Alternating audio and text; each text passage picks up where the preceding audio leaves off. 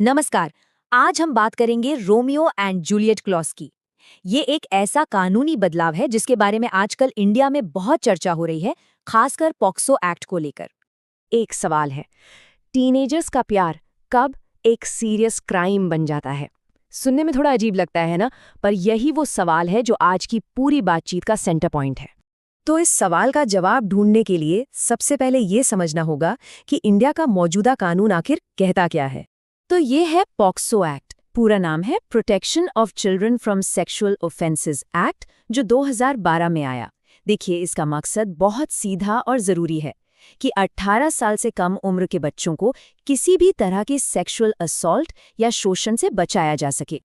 अब इस कानून में एक बहुत ही सख्त नियम है, वो ये कि कंसेंट मतलब सहमति की कानूनी उम्र है 18 साल। सीधी भाषा में कहें तो अगर कोई भी सेक्सुअल एक्टिविटी होती है जिसने कोई भी एक पार्टनर 18 से कम का है, तो फिर चाहे सहमति हो भी कानून उसे नहीं मानता, वो सीधा सीधा एक क्राइम बन जाता है। तो सवाल उठता है कि जब इतना मजबूत और जरूरी कानून है तो इसमें बदलाव की बात हो ही क्यों रही है। और यहीं कहानी में एंट्री होती है रोमियो एंड जूलियट क्लॉज की। तो ये क्लॉज है क्या? असल में ये एक तरह का लीगल एक्सेप्शन है, एक छूट। ये कई देशों में पहले से है। इसका काम ये है कि उन टीनेजर्स के बीच के कंसेंशुअल रिश्तों को अपराध ना माना जाए जिनकी उम्र में ज्यादा फर्क नहीं है। मान लीजिए 2, 3 या 5 साल का गैप। और इसका नाम, जैसा आप अंदाजा लगा ही सकते हैं, शेक्सपियर के famous play Romeo and Juliet से आया है, क्योंकि उस कहानी में भी 2 टीनेजर्स थे जिनका प्यार एक ट्रेजेडी में बदल गया। तो ये नाम उन्हीं सिचुएशंस की तरफ इशारा करता है जहां कानून कभी-कभी युवा प्रेमियों के लिए बहुत ज्यादा सख्त हो जाता है। ठीक है, तो अब असली सवाल पर आते हैं। आखिर इस बदलाव की जरूरत पड़ ही क्यों रही है? इसकी वजह है पॉक्सो एक्ट के कुछ अनपेक्षित परिणाम, मतलब ऐसे नतीजे जिनकी शायद उम्मीद नहीं की गई थी।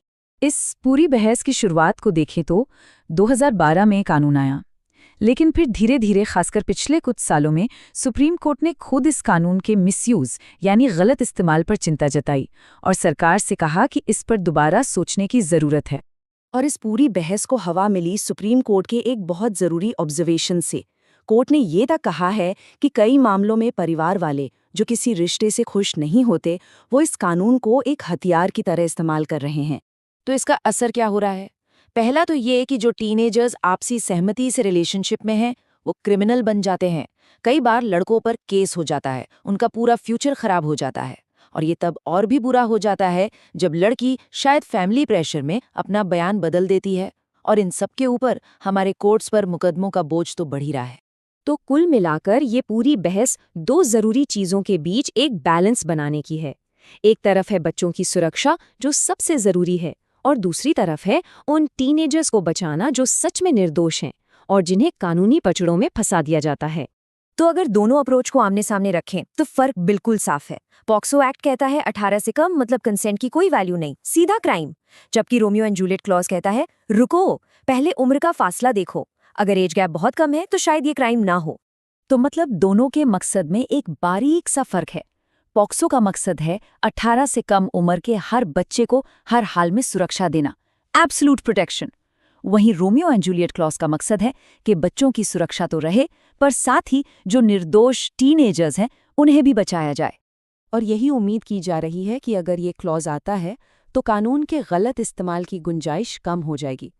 फिर इसका इस्तेमाल असली शोषण के मामलों में होगा, न कि किसी से बदला लेने या बच्चों के रिश्तों पर कंट्रोल करने के लिए। तो आखिर में हम घूम फिरकर उसी एक सवाल पर आ जाते हैं, क्या कानून को इस बात में फर्क करना चाहिए कि एक तरफ शिकारी मानसिकता से किया गया शोषण है और दूसरी तरफ 2 लगभग हमउम्र टीनेजर्स का प्यार? सवाल मुश्किल है, पर इसका जवाब जो भी होगा वही इंडिया में युवा रिश्तों का भविष्य तय करेगा।